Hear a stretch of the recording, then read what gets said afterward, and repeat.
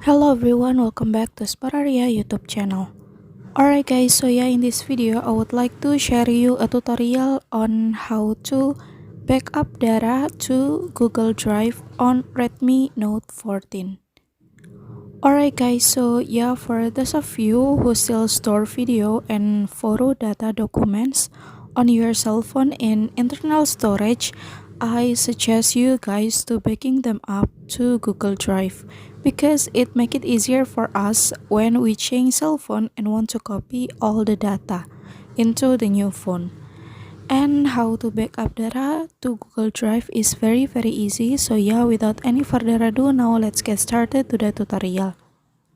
Alright guys, so yeah, the first thing first that you have to do is now you can go to settings menu on your phone like this, and then now you can click on about phone menu, and then now you can scroll down a little bit and go to backup and restore, and then now you can go to backup menu, and then now you can click backup now for backing up all of your data.